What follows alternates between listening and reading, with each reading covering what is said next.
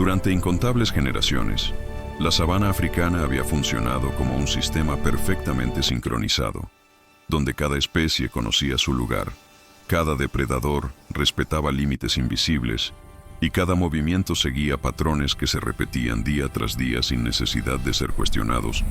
Pero una mañana, sin señales evidentes de desastre, sin incendios, sin sequías, sin invasiones humanas, algo comenzó a desajustarse de forma silenciosa, casi imperceptible,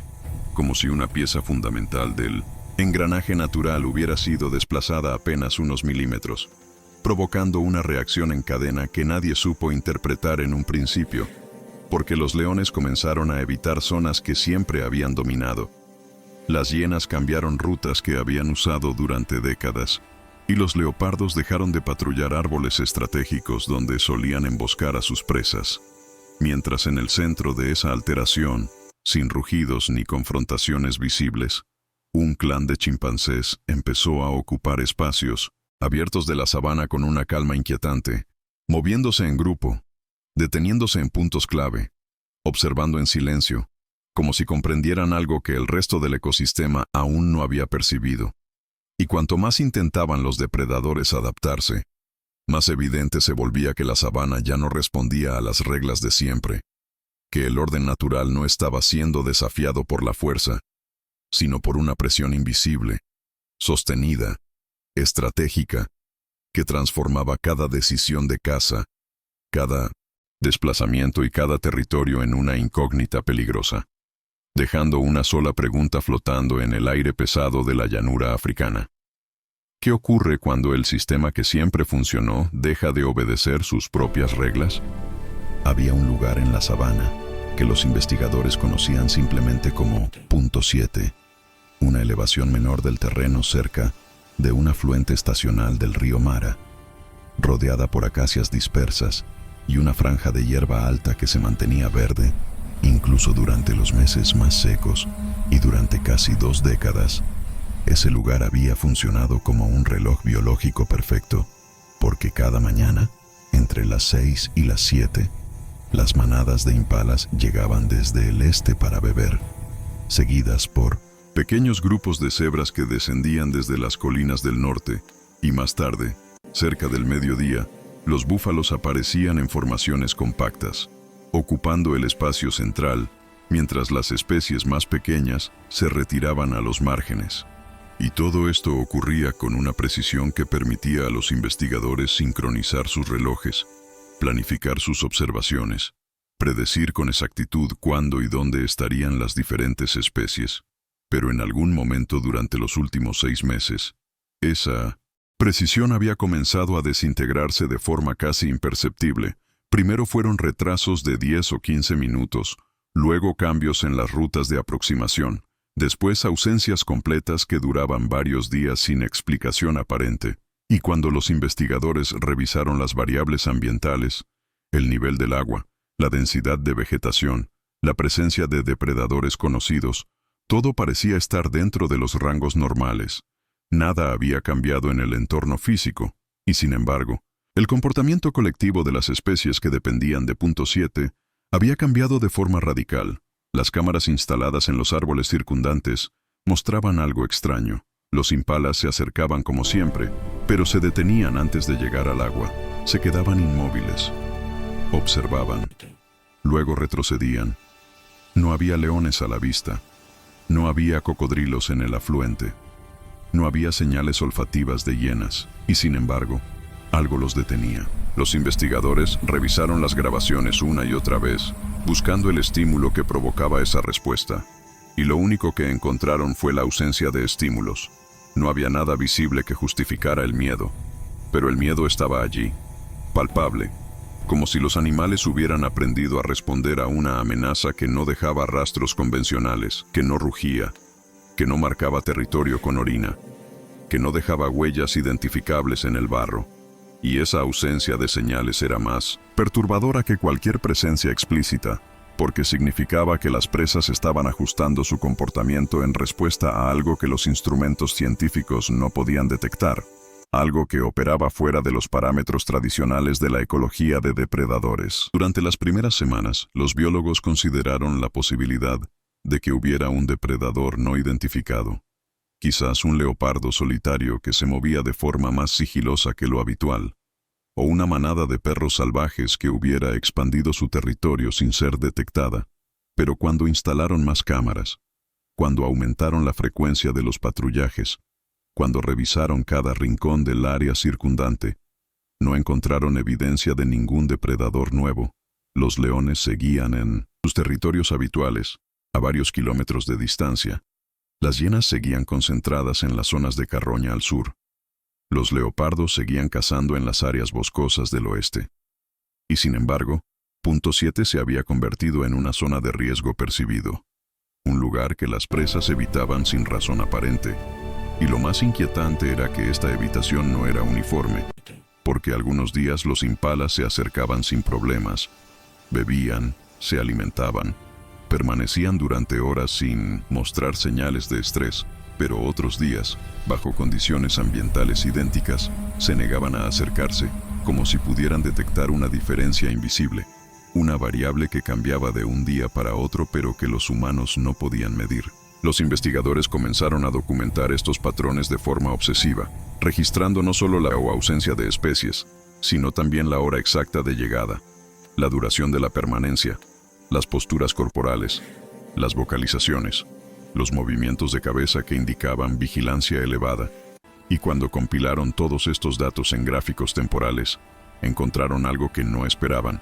porque los días en que las presas evitaban Punto 7 no eran aleatorios. Seguían un patrón, que se repetía aproximadamente cada 4 o 5 días, y ese patrón no coincidía con ningún ciclo conocido, no estaba relacionado con las fases lunares, ni con las variaciones climáticas, ni con los movimientos de los depredadores tradicionales. Era como si algo externo estuviera visitando la zona de forma periódica, creando una presión que alteraba el comportamiento de las presas durante 24 a 48 horas, y luego desaparecía, permitiendo que la normalidad se restableciera temporalmente, solo para regresar días después y repetir el ciclo. Uno de los investigadores sugirió revisar las grabaciones nocturnas, porque la mayoría de las observaciones se concentraban en las horas diurnas, cuando la actividad de los herbívoros era más intensa, pero las noches habían quedado relativamente inexploradas, y cuando comenzaron a examinar las grabaciones infrarrojas de las cámaras trampa, encontraron las primeras pistas de algo que no encajaba en el inventario conocido de especies, porque en varias ocasiones, durante las primeras horas de la madrugada, las cámaras habían capturado movimientos en la periferia de Punto 7, figuras que se desplazaban entre los árboles, que se detenían en puntos elevados, que permanecían inmóviles durante periodos prolongados. Y aunque la resolución infrarroja no permitía una identificación definitiva, el tamaño, la postura bípeda ocasional y la forma de moverse sugerían algo que los investigadores no habían considerado hasta ese momento, porque esas figuras no se movían como felinos, no tenían la marcha fluida de los leopardos ni la postura baja de las hienas, se movían de forma más vertical, más deliberada, con pausas frecuentes que sugerían observación activa más que simple tránsito. Las grabaciones mostraban que estas figuras no aparecían todas las noches, sino en las mismas fechas en que las presas posteriormente evitaban Punto 7 durante el día, como si hubiera una correlación directa entre la presencia nocturna de estas figuras y el comportamiento diurno de los herbívoros. Y los investigadores comenzaron a preguntarse si las presas podían detectar residuos químicos, marcas sutiles en la vegetación, o algún tipo de señal que persistía después de que las figuras se retiraban, porque algo estaba comunicando peligro de una forma que no involucraba el contacto directo ni las señales tradicionales de los depredadores conocidos, y cuando instalaron sensores de movimiento adicionales en las zonas donde las figuras habían sido detectadas, descubrieron que los patrones de desplazamiento eran consistentes. Llegaban desde la misma dirección, siempre desde el noroeste, desde las zonas de transición entre el bosque y la sabana. Se movían hacia Punto 7 siguiendo rutas que evitaban las áreas más abiertas, permanecían en la elevación durante periodos que oscilaban entre 1 y 3 horas, y luego se retiraban por el mismo camino, sin dejar rastros obvios, sin vocalizar, sin marcar territorio de forma visible. Punto. 7 se había convertido en una anomalía que no podía ser ignorada, y los investigadores decidieron expandir el área de monitoreo para incluir las zonas circundantes, instalando cámaras en un radio de 5 kilómetros, rastreando no solo los movimientos de las presas, sino también los de los depredadores conocidos, buscando correlaciones, buscando explicaciones. Y lo que encontraron fue que punto 7 no era el único lugar afectado, porque había al menos otros 3 sitios en la región donde se observaban patrones similares, lugares que históricamente habían sido puntos de encuentro estables para múltiples especies, que ahora mostraban el mismo comportamiento errático, la misma evitación inexplicable, la misma presencia nocturna de figuras no identificadas que llegaban, observaban y se retiraban sin interactuar directamente con ninguna otra especie.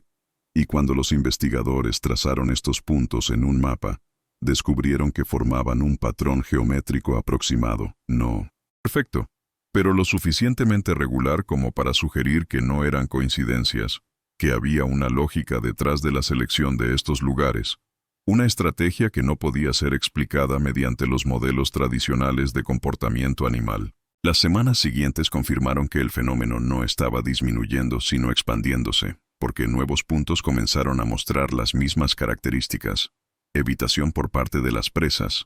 presencia nocturna de figuras no identificadas,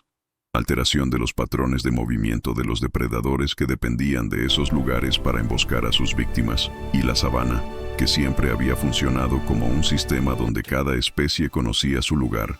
donde cada comportamiento tenía una lógica evolutiva clara, donde cada decisión podía ser explicada mediante los principios básicos de supervivencia y reproducción, comenzó a mostrar grietas en esa lógica, porque las decisiones que las especies estaban tomando no optimizaban su acceso a recursos, no minimizaban su exposición a depredadores conocidos, no seguían ninguno de los patrones que habían sido documentados durante décadas de investigación. Era como si todo el sistema estuviera respondiendo a una nueva variable, a un factor que antes, o que había estado presente pero de forma tan marginal que nunca había generado presión selectiva suficiente como para alterar el comportamiento colectivo. Los investigadores comenzaron a revisar la literatura científica, buscando casos similares en otras regiones, y encontraron referencias dispersas a fenómenos parecidos, informes aislados de zonas donde los herbívoros habían cambiado sus rutinas sin causa aparente, donde los depredadores habían abandonado territorios productivos, donde el equilibrio ecológico había sido perturbado sin que hubiera eventos catastróficos visibles, pero ninguno de esos informes había sido seguido de forma sistemática. Ninguno había generado investigaciones profundas, porque en la mayoría de los casos, los cambios habían sido interpretados como fluctuaciones naturales, como variaciones dentro de los rangos esperados, y solo ahora, con datos más detallados, con monitoreo continuo, con tecnología que permitía rastrear movimientos nocturnos que antes pasaban desapercibidos, comenzaba a emerger un patrón más amplio.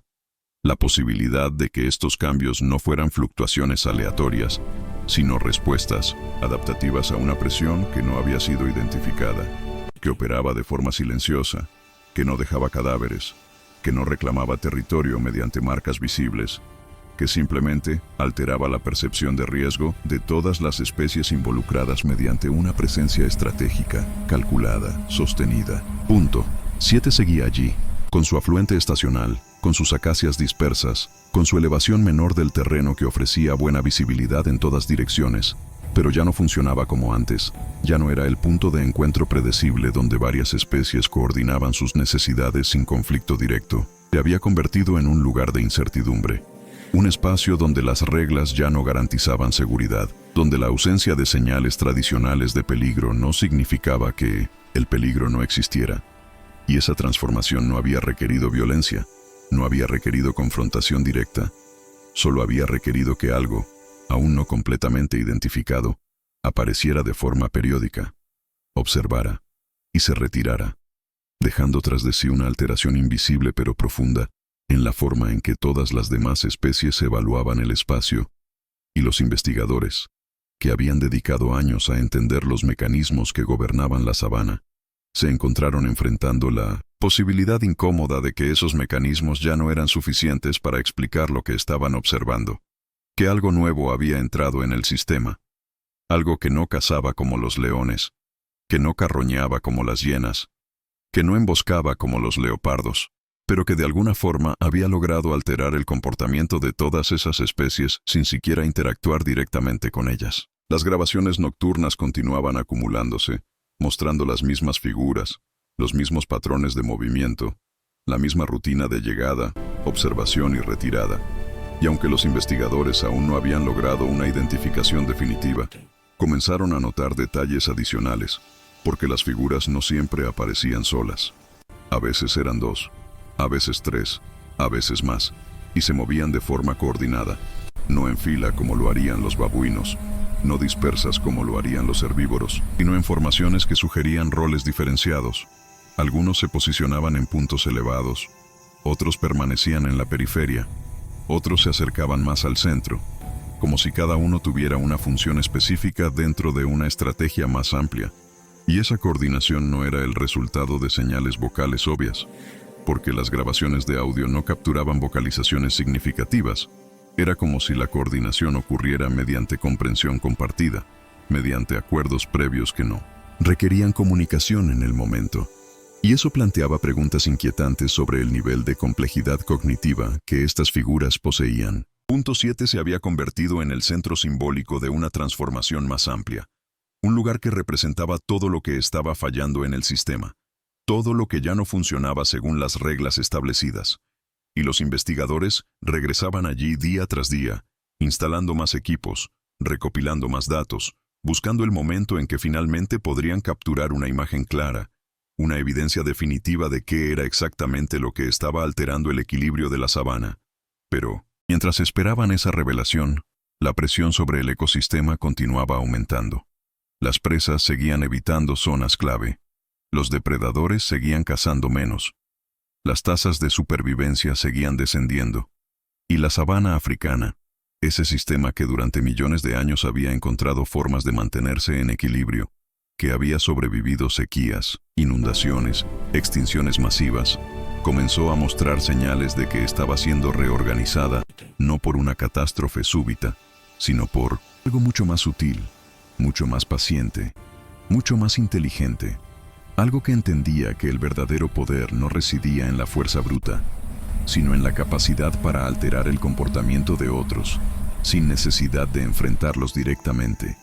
Y esa comprensión, esa estrategia, estaba transformando la sabana en un lugar donde las reglas seguían existiendo, pero donde ya no producían los mismos resultados, donde la previsibilidad había sido reemplazada por la incertidumbre, y donde cada especie, desde los depredadores más poderosos hasta las presas más pequeñas, se encontraba ajustando su comportamiento en respuesta a una amenaza que aún no podía ser nombrada. Los meses que siguieron a las primeras observaciones en punto 7 trajeron una acumulación de evidencias que los investigadores no podían ignorar, porque las cámaras instaladas en otros puntos estratégicos de la sabana comenzaron a mostrar los mismos patrones, figuras que llegaban durante la noche, que se posicionaban en lugares con buena visibilidad, que permanecían inmóviles durante periodos prolongados y que se retiraban antes del amanecer sin dejar rastros convencionales, y lo que había comenzado como una anomalía localizada, se reveló como un fenómeno regional, afectando una extensión de territorio mucho mayor de lo que se había estimado inicialmente. Y cuando los investigadores finalmente lograron obtener grabaciones de mayor resolución, cuando pudieron examinar las imágenes con suficiente detalle, la identidad de las figuras quedó confirmada. Eran chimpancés, grupos de entre 3 y 7 individuos que se desplazaban desde las zonas boscosas hacia el interior de la sabana, moviéndose de forma coordinada, ocupando puntos específicos,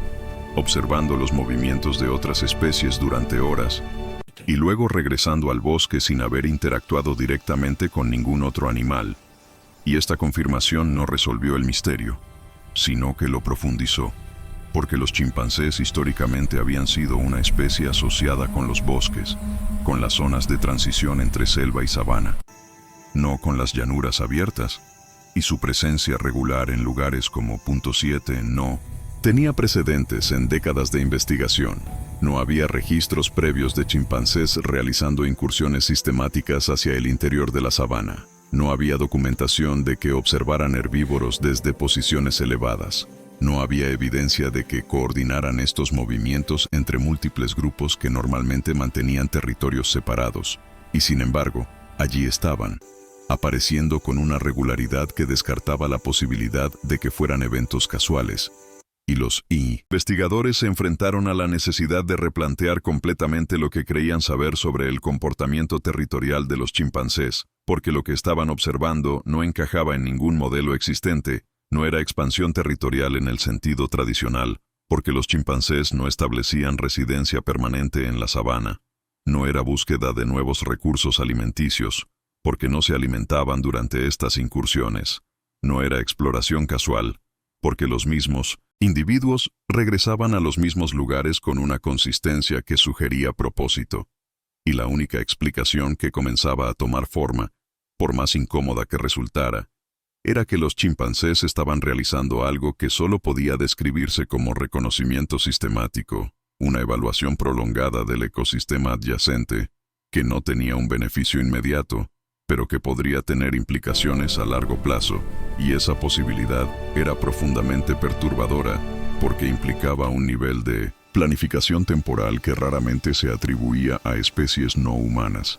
La capacidad para invertir tiempo y energía en actividades que no producían recompensas inmediatas, pero que podrían generar ventajas en un futuro indeterminado. Las observaciones diurnas comenzaron a revelar detalles adicionales que habían pasado desapercibidos durante las primeras semanas, porque aunque las incursiones principales ocurrían durante la noche, algunos individuos permanecían en la periferia de la sabana durante el día, ocultos entre la vegetación de transición,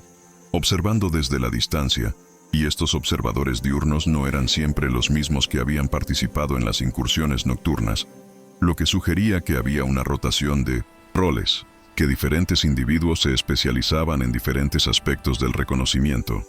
Algunos en la observación nocturna cuando la sabana estaba más tranquila, otros en la vigilancia diurna cuando la actividad de las presas era más intensa. Y esta especialización no era algo que los investigadores esperaran encontrar, porque implicaba que los chimpancés no solo estaban coordinando sus movimientos en el espacio, sino también en el tiempo, distribuyendo tareas entre individuos de forma que maximizara la cobertura de información sin exponer a todo el grupo a los riesgos de la sabana abierta. Y cuando los investigadores comenzaron a identificar individuos específicos mediante las marcas naturales en sus rostros y cuerpos, descubrieron que los chimpancés que actuaban como observadores diurnos tendían a ser individuos de rango intermedio, no los machos dominantes que normalmente lideraban los movimientos del grupo, ni las hembras con crías que evitaban riesgos innecesarios, sino individuos que parecían haber sido seleccionados específicamente para este rol, y esa selección no podía ser casual. Sugería que había criterios, que los chimpancés evaluaban qué individuos eran más apropiados para tareas específicas, y que esas evaluaciones se basaban en características que los investigadores aún no comprendían completamente. Punto. 7 continuaba siendo el foco principal de observación, porque era el lugar donde los patrones eran más claros, donde las incursiones ocurrían con mayor frecuencia, y donde los efectos sobre las otras especies eran más evidentes, y los investigadores instalaron equipos de grabación de alta definición, que funcionaban las 24 horas, cámaras que podían capturar detalles faciales,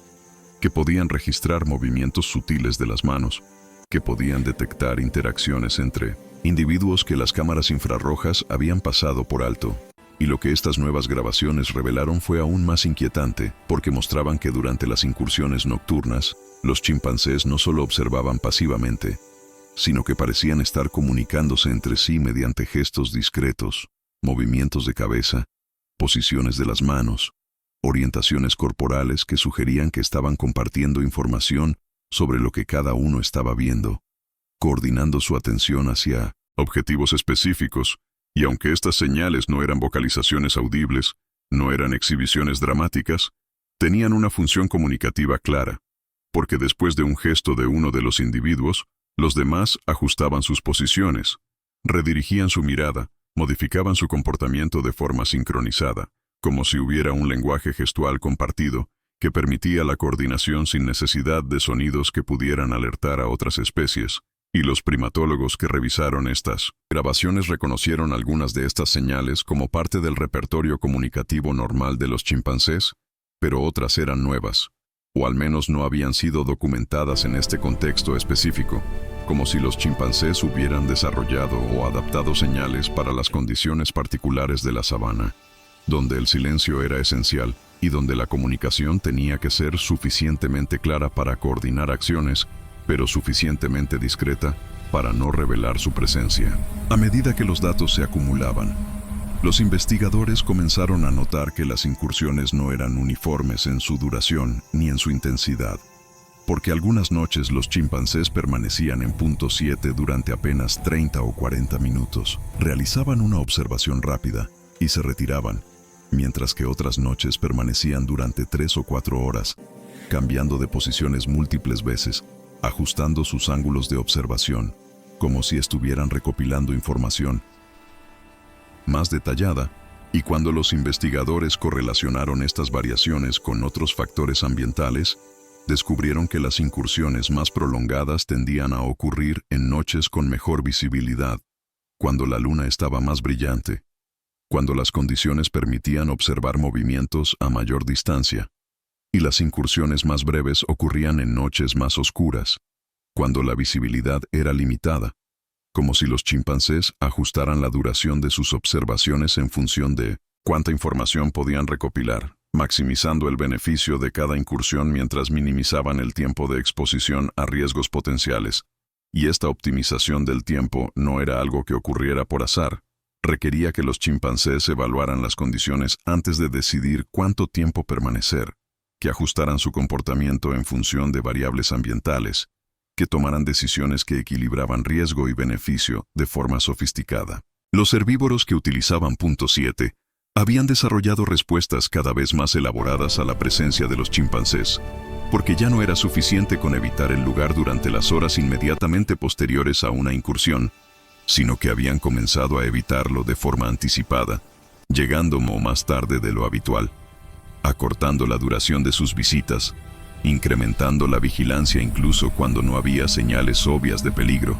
Y este cambio en el comportamiento de las presas no podía ser explicado como simple condicionamiento, porque no había habido ataques directos, no había habido persecuciones, no había habido ningún evento traumático que justificara un miedo tan intenso. Lo único que había ocurrido era la presencia repetida de los chimpancés observando desde la distancia, y sin embargo, esa presencia había sido suficiente para alterar profundamente la percepción de seguridad de múltiples especies, como si los herbívoros hubieran aprendido a reconocer a los chimpancés como una amenaza potencial, basándose únicamente en la frecuencia y consistencia de sus apariciones, no en experiencias directas de violencia. Y los investigadores comenzaron a preguntarse qué tipo de procesamiento cognitivo permitía a las presas desarrollar estas respuestas anticipatorias. ¿Cómo podían evaluar el riesgo asociado con una especie que no había demostrado comportamiento depredador directo? Y la respuesta más probable era que los herbívoros estaban respondiendo no a lo que los chimpancés habían hecho, sino a lo que podrían hacer. Estaban evaluando el potencial de amenaza basándose en patrones de comportamiento que sugerían inteligencia, coordinación y propósito, características que en su experiencia evolutiva solo estaban asociadas con depredadores altamente efectivos. Los depredadores tradicionales de la sabana también habían comenzado a ajustar su comportamiento, porque las zonas donde los chimpancés realizaban sus incursiones se habían convertido en lugares menos productivos para la caza, no porque los chimpancés interfirieran directamente con las leonas o las hienas, sino porque las presas ya no frecuentaban esos lugares con la misma regularidad, y esto creó una redistribución forzada de los territorios de caza, con los depredadores teniendo que expandirse hacia áreas menos familiares, donde la eficiencia de sus técnicas de emboscada era menor, donde la coordinación entre miembros de la manada era más difícil, y donde la competencia con otros depredadores era más intensa, y todo esto sin que hubiera confrontaciones directas entre los chimpancés y los grandes carnívoros. Simplemente mediante el efecto cascada de alterar el comportamiento de las presas, los chimpancés habían logrado modificar la dinámica de depredación de todo el mínimo ecosistema.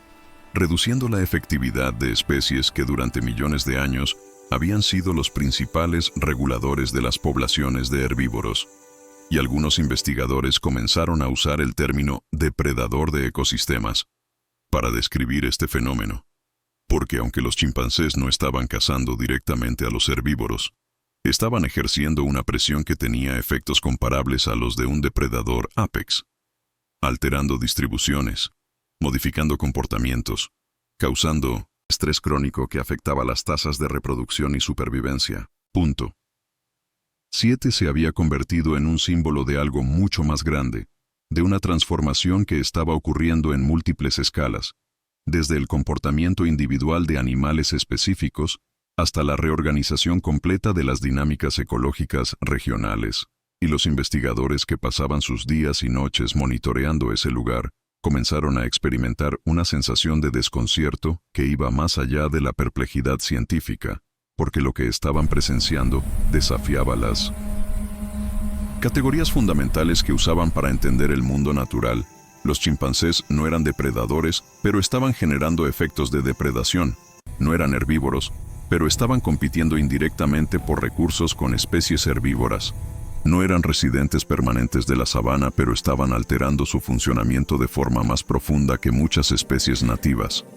Y esta ambigüedad categórica era profundamente incómoda porque implicaba que las herramientas conceptuales que la ecología había desarrollado durante décadas podrían no ser suficientes para explicar lo que estaba ocurriendo,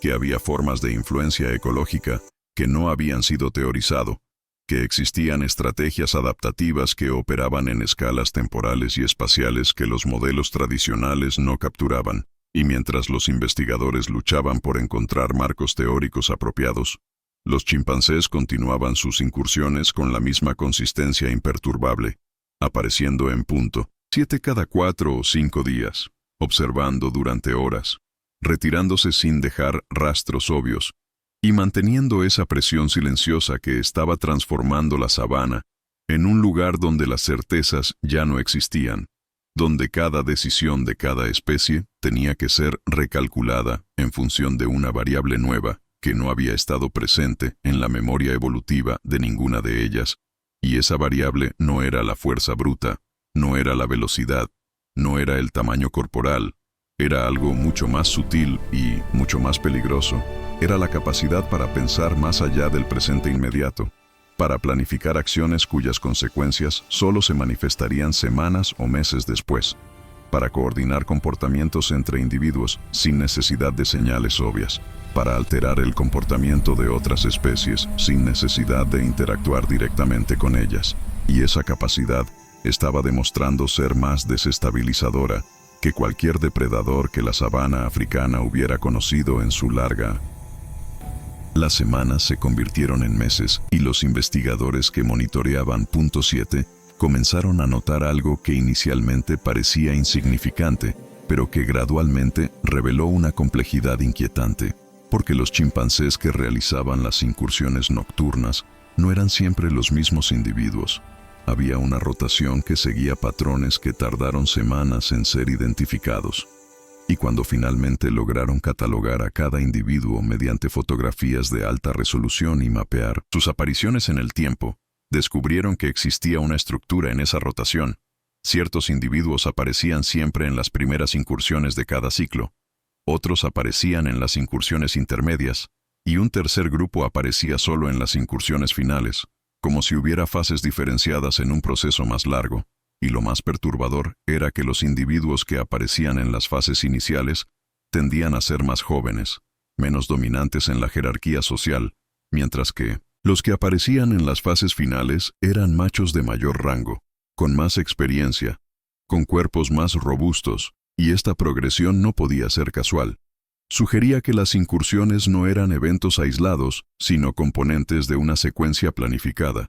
donde primero se enviaban observadores menos valiosos para evaluar condiciones generales, luego se enviaban grupos intermedios para confirmar detalles específicos, y finalmente se enviaban los individuos más importantes para realizar evaluaciones finales o tomar decisiones que requerían mayor autoridad dentro de la estructura social del grupo. y los investigadores comenzaron a preguntarse qué tipo de organización social permitía este nivel de coordinación temporal,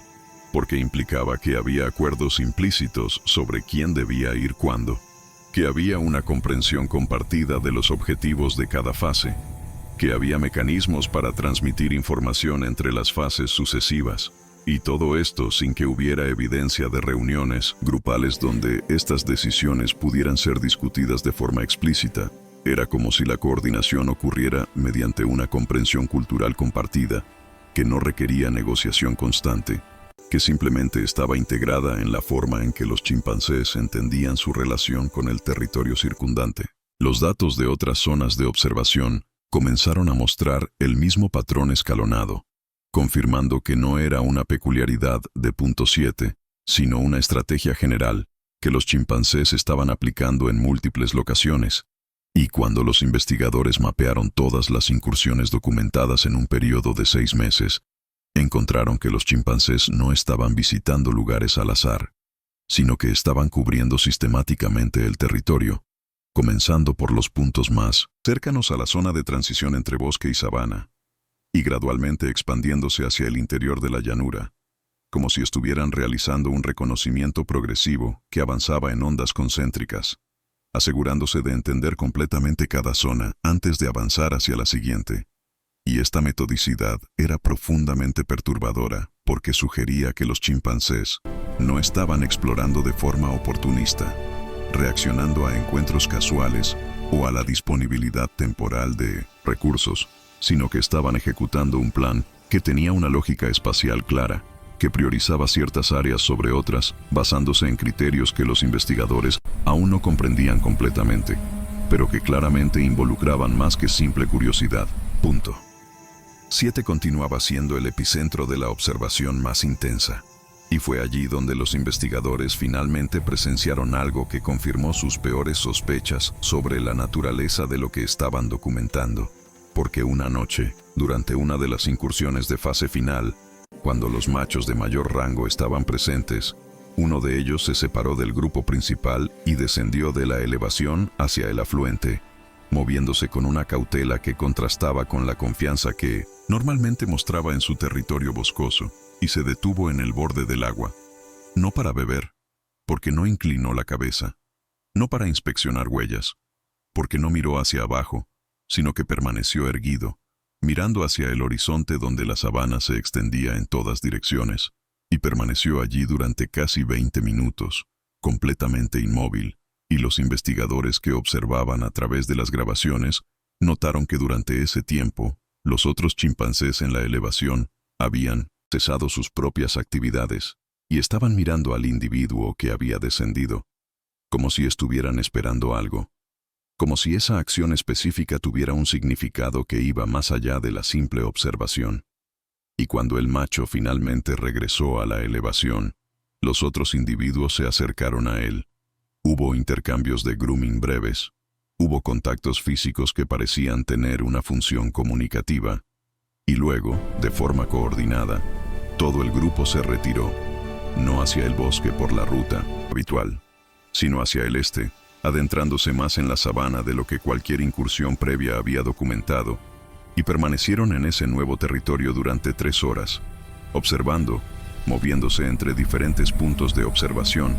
como si estuvieran evaluando si era viable expandir sus incursiones aún más allá de los límites que habían respetado hasta ese momento. Las implicaciones de ese evento se volvieron más claras cuando, en las semanas siguientes, los chimpancés comenzaron a realizar incursiones regulares hacia ese nuevo territorio del este, siguiendo el mismo patrón escalonado que habían usado en punto 7. Primero individuos jóvenes, luego grupos intermedios, finalmente machos de alto rango, y esto confirmó que la incursión profunda que habían presenciado no había sido un evento aislado, sino una decisión deliberada de expandir el área de reconocimiento, y que esa decisión había sido tomada después de una evaluación específica realizada por un individuo de alto estatus cuyo juicio había sido aparentemente aceptado por el resto del grupo, y los investigadores se enfrentaron a la posibilidad de que estaban presenciando no solo reconocimiento territorial, sino toma de decisiones estratégicas que involucraban evaluación de riesgos, consenso social y ejecución coordinada de planes que se extendían a lo largo de semanas. Y esa posibilidad era profundamente incómoda porque implicaba niveles de cognición social y planificación temporal que tradicionalmente solo se atribuían a humanos, y obligaba a reconsiderar no solo lo que los chimpancés eran capaces de hacer, sino lo que eso significaba para nuestra comprensión de la frontera entre comportamiento animal y comportamiento humano. Los herbívoros que habitaban la sabana no esperaron a que los investigadores completaran sus análisis teóricos para responder a la expansión de las incursiones de los chimpancés, porque a medida que nuevas zonas comenzaron a ser visitadas con regularidad, las respuestas de evitación que habían caracterizado a Punto 7 comenzaron a replicarse en esos nuevos territorios. Las manadas de impalas ajustaron sus rutas, las cebras modificaron sus horarios de llegada a los abrevaderos, los búfalos redujeron el tiempo que pasaban en áreas expuestas, y estos cambios no ocurrieron de forma gradual, no fueron el resultado de múltiples encuentros negativos que lentamente condicionaran el comportamiento, sino que ocurrieron de forma sorprendentemente rápida, como si la información sobre la amenaza que representaban los chimpancés estuviera siendo transmitida entre individuos, entre manadas, entre especies incluso, mediante mecanismos que los investigadores no comprendían completamente pero que, claramente, eran efectivos, porque herbívoros que nunca habían estado cerca de una incursión de chimpancés comenzaron a mostrar comportamientos de evitación en zonas que los chimpancés acababan de empezar a visitar, como si hubiera una red de comunicación invisible que alertaba a toda la comunidad de herbívoros sobre la presencia de esta nueva amenaza. Y esa transmisión de información era tan efectiva que estaba alterando el comportamiento de especies que normalmente no compartían información entre sí, creando una respuesta colectiva que trascendía las barreras entre especies. Los depredadores tradicionales comenzaron a experimentar las consecuencias de esta reorganización a una escala mucho mayor, porque a medida que los herbívoros ajustaban sus patrones de movimiento para evitar las zonas visitadas por los chimpancés, los territorios de caza que los leones, hienas y leopardos habían usado durante años se volvieron menos productivos, no de forma absoluta, porque las presas no desaparecieron completamente, sino de forma relativa, porque la densidad de herbívoros disminuyó. La previsibilidad de sus movimientos se redujo, y las técnicas de emboscada que dependían de conocer exactamente dónde y cuándo aparecerían las presas dejaron de funcionar con la misma efectividad, y esto forzó a los depredadores a expandir sus propios territorios, a invertir más tiempo y energía en la búsqueda de presas, a aceptar tasas de éxito más bajas en sus intentos de caza,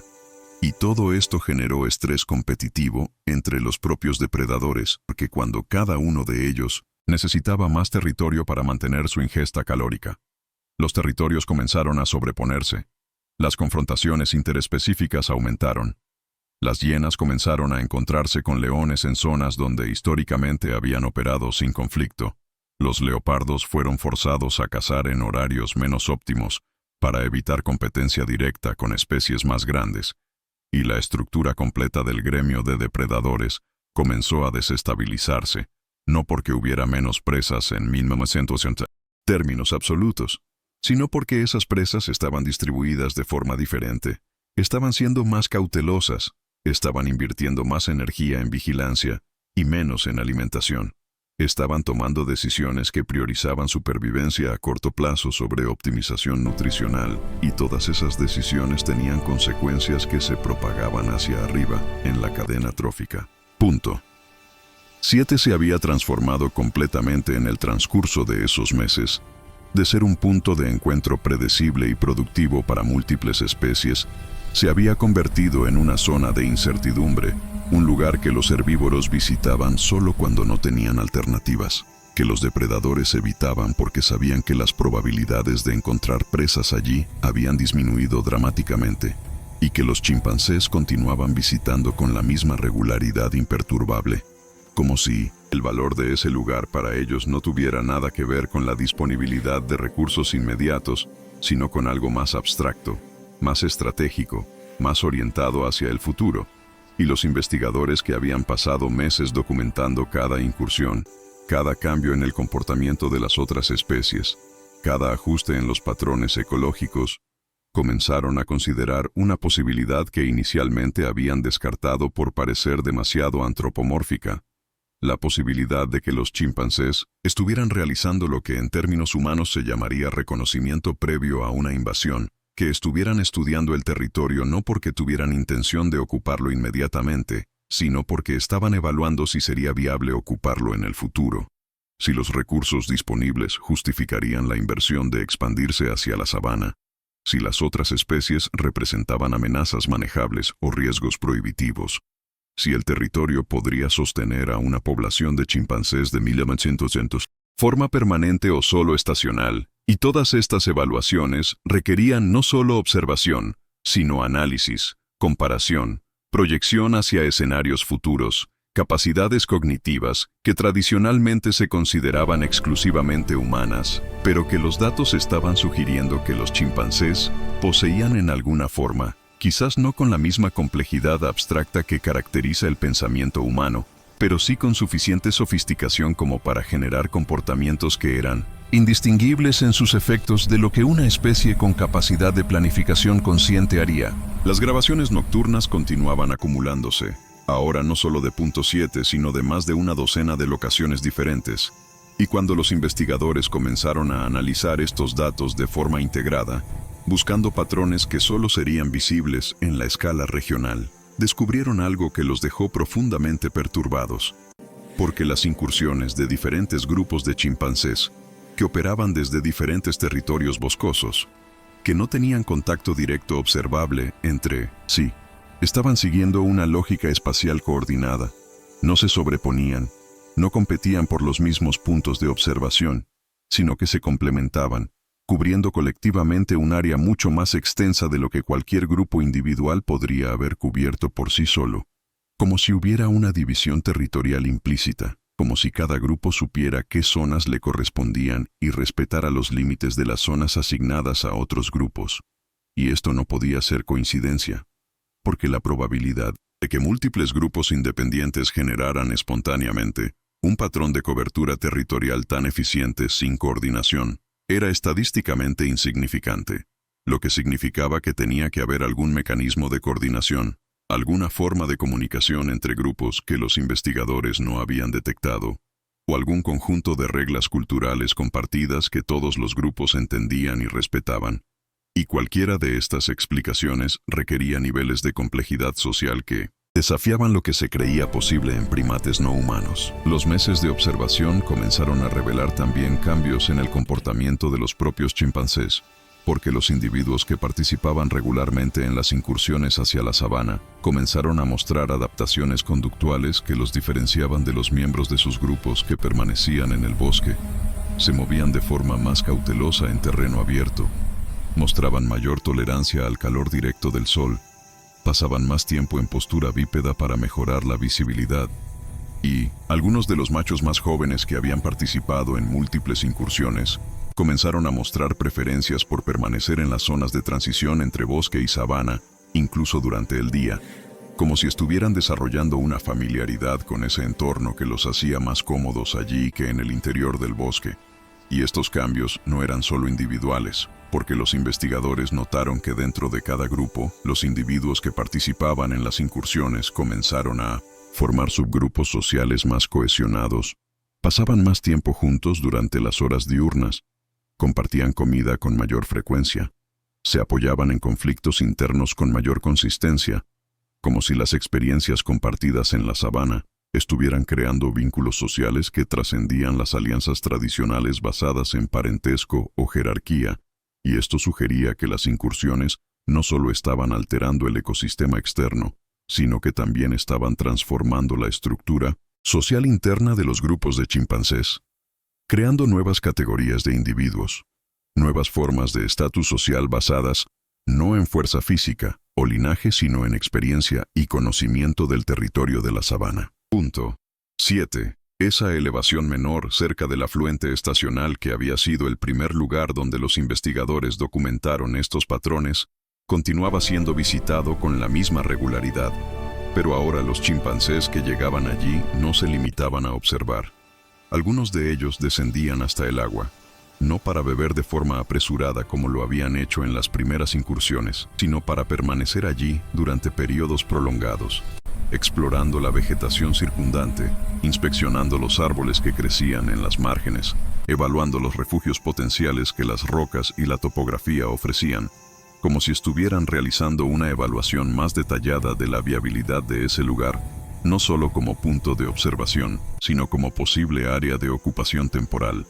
Y los investigadores que presenciaban estos comportamientos sabían que estaban observando una transición, que lo que había comenzado como reconocimiento estaba evolucionando hacia algo más comprometido, más permanente, y que la pregunta ya no era si los chimpancés planeaban expandirse hacia la sabana, sino cuándo lo harían,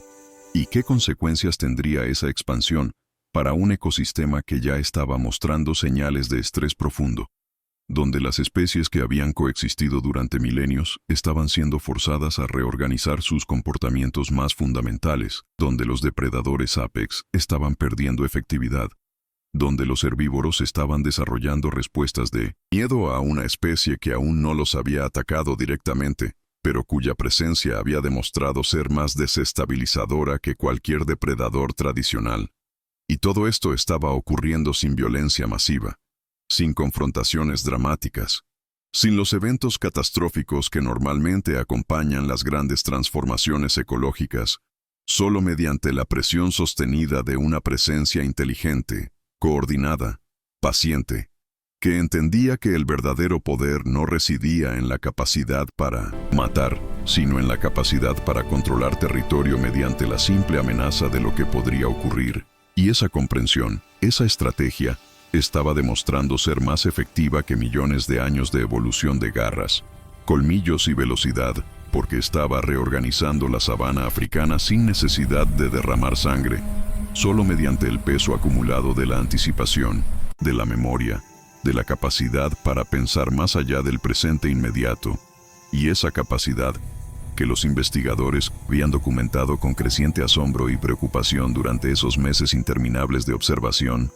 planteaba una pregunta final que resonaba en cada nota de campo, en cada grabación nocturna, en cada gráfico que mostraba el colapso de los patrones tradicionales, si una especie podía alterar un ecosistema completo simplemente pensando de forma diferente, simplemente planificando más allá del momento presente, simplemente coordinando acciones a través del tiempo y el espacio de formas que otras especies no podían anticipar. Entonces, ¿qué significaba eso para el futuro de la sabana?